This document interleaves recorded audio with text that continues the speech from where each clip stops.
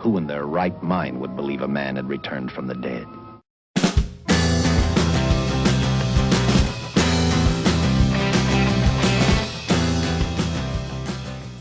Hello everybody, welcome back to the channel. Huge thanks to the subscribers. It's going up again, which is really lovely to see. I don't know how this video is going to affect it, because this program seems to be quite divisive. You've got people who really loved it at the beginning and don't like it as much now.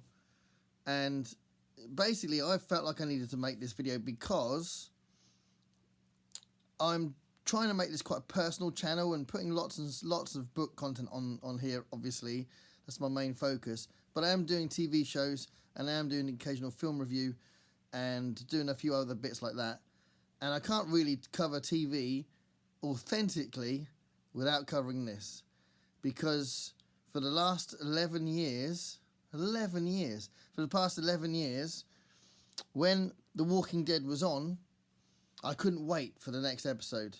I could not wait for the next episode. I can't wait for next week's finale. I couldn't wait for the next one. And in the gaps between the half seasons, I couldn't wait for the next season to start.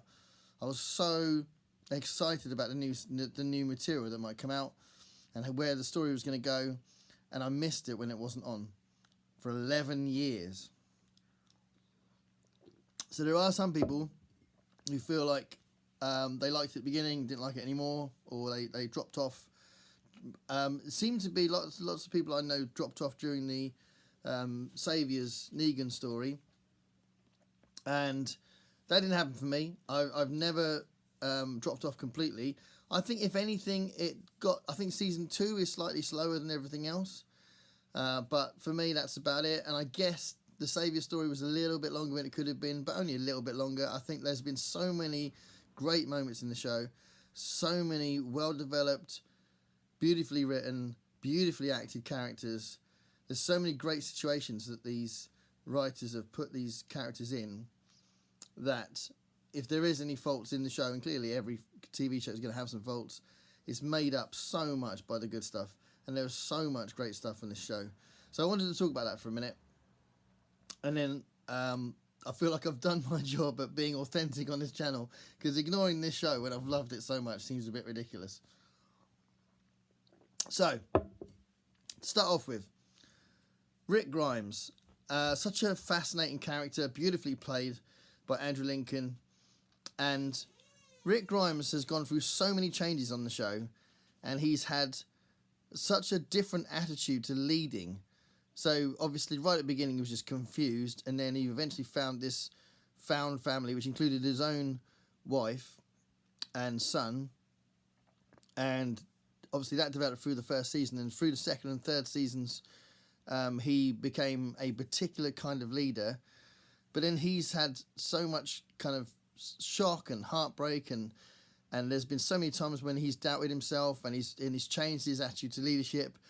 And quite significantly, that changed a lot with the Negan storyline, and he was a subordinate for an entire season while he was trying to recover from a huge loss and a huge shock, and that was played so well. And I think having an entire season when he'd lost all of his motivation, all of his sense of leadership, all of his hope, I think was really powerful.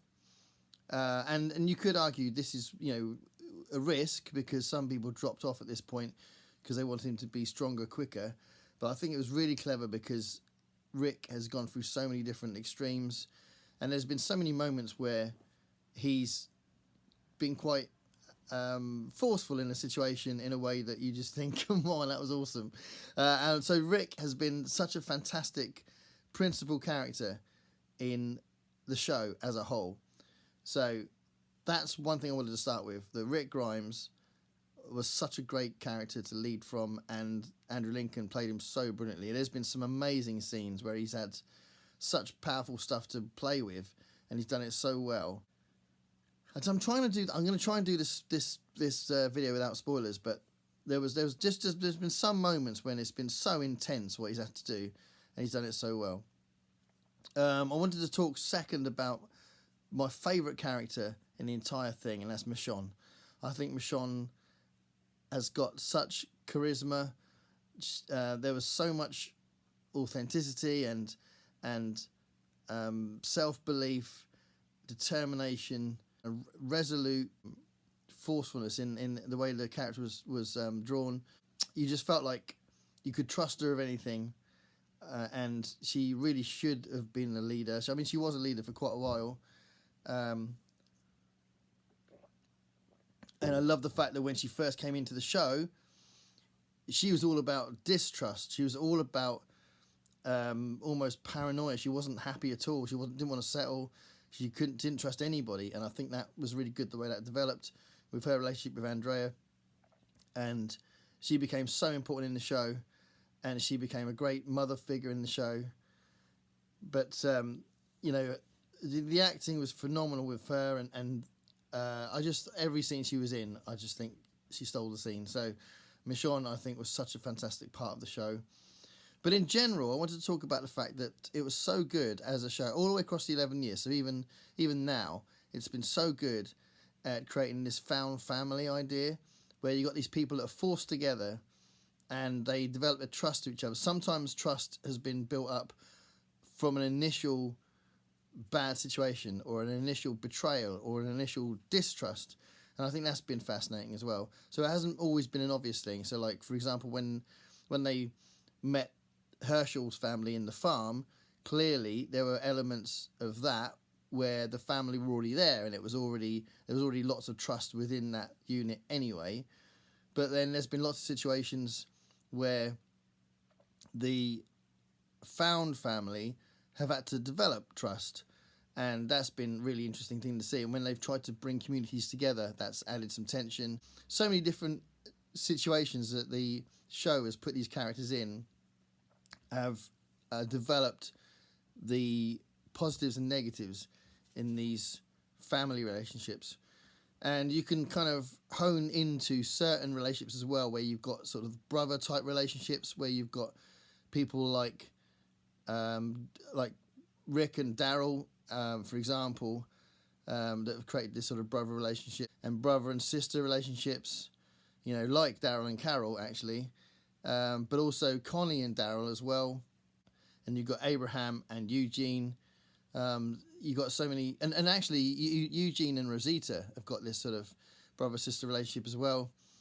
And obviously you've got a really strong love story in a big chunk of it, which would have been Maggie and Glenn, and that was really powerful as well. And they used that really well, you know, because sometimes, like with the governor plotline, they put Glenn and Maggie in a horrible situation like that. And even later on with the Saviour's storyline, clearly there's been a huge consequence to Glenn's storyline, and the way the characters have been affected by all of that, and the way that there's been sort of like this long-term resentment, a long-term distrust, a long-term call for punishment and for some sort of revenge or justice.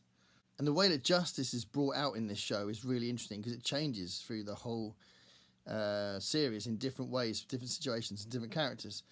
And like you've got a situation like with Gregory in the Hilltop, who was an absolute turd, and the way that he kept risking everybody's safety, and the way that he was such a coward, and the way that in the end he was met with Maggie's justice, and it was just so brilliantly done. And you could see both sides of what was going on, and that's happened quite a lot in the show, where you can see the justification for the bad stuff and the justification for the good stuff from sometimes characters that were good in general, but then they do bad things, or characters that were really bad, and you can see why they turned out like they did, or you can see why they were driven or motivated to be who they were. So that kind of thing, I think, has been really fascinating. And there has been, many characters have had a really strong evolution through the show and really changed. So you've got Gabriel as a really good example of someone who started off as an out-and-out coward. When you first meet him, he's terrified, and he's hiding this big secret about how he survived a big attack on the church. And then later on, as the series develops, you've got him having some incredible moments of bravery and saving loads of people's skins, and just in general being like a chief part of the militia in the group, and that's a huge evolution of his character. And similarly, you got Rosita, who wasn't necessarily doing a lot in the first episodes that she was in, and she was almost like secondary to Eugene and Abraham in the storyline, and then she becomes really important and become quite an important soldier for the main characters, but also a mother, and that becomes a big part of the plot for her as well. And some of those choices she makes and some of those scenes that she's in are really powerful as well. And then you've got Carol, who similarly with Morgan, Carol and Morgan kept having these breakdowns, but Carol had to deal with so many different things. It was even when you first meet Carol, she's in this very toxic relationship with this awful man who beats her, and she goes from that into being this sort of mother figure with Sophia, and then that plot changes, and then she becomes much stronger, and again she becomes one of the main kind of forces for leadership in the group as well. And you know that when Carol's around, it seems like you're going to be okay. But she has lots of meltdowns. She has to go away for a while when she has had enough and she's got to sort her head out. There's loads of moments like that which work really well, partly because of the way it's written and partly because the acting is so brilliant. And similarly with Morgan, I mean, Morgan goes through extremes quicker, and sometimes that's a little bit sudden, and sometimes that works better than other times. I think they did it better with Carol than they did with Morgan. But again, the way that the characters evolve is so cool and so effective. And then with the villains, you've got people like the Governor, who was a great pantomime villain, but actually also he had this other side to him where he's trying to run a town, and the people in the town were completely oblivious to the nastiness of his character, and that was done really well. And there's some really big set pieces with his scenes and with his episodes. And then you've got Negan, obviously, who is fully developed. There's so many different great moments with Negan. Jeffrey Dean Morgan is a fantastic actor, and he's done some amazing things with that character. And some of my favourite moments in the show altogether have been through Negan. And when they first decide to try and sort of up the ante and sort of preempt an attack from the Saviours, it's fantastic the way that you're looking at the main characters thinking, well, actually, this is awful what you've done. This is actually wrong. And then, you've got the extremes of Negan's attitude to run with that. And this sort of moral grey area is explored really well in the show. And then you've got the extremes, kind of more of the horrific nature of Alpha.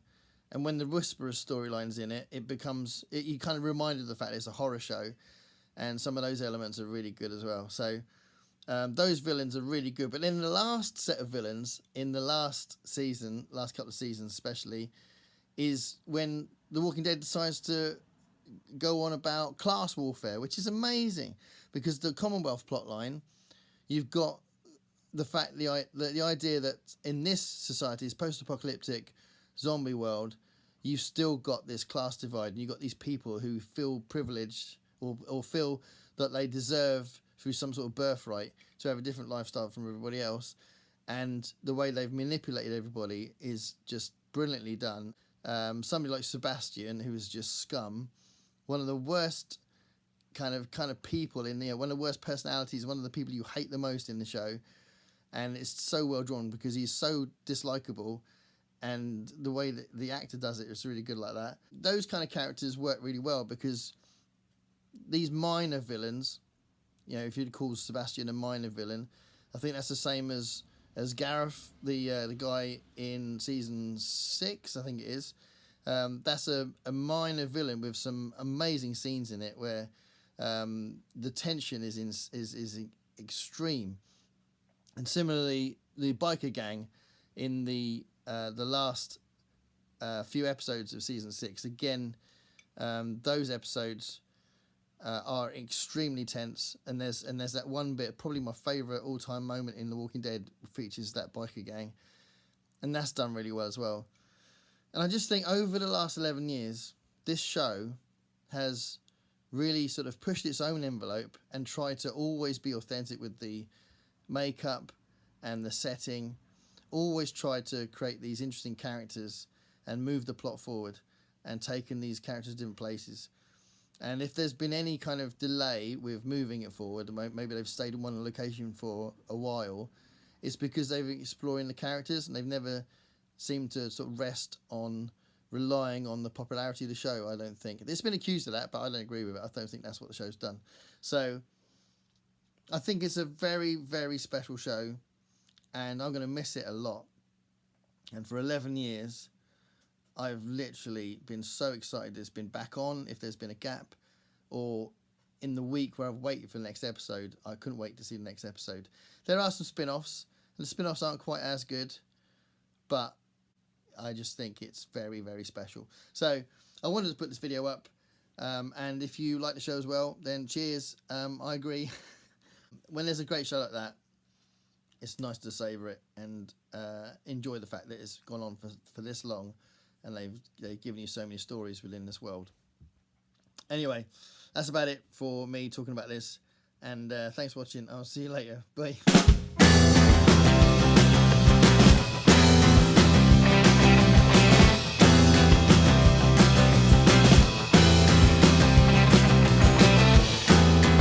Paint me a picture of what it's like to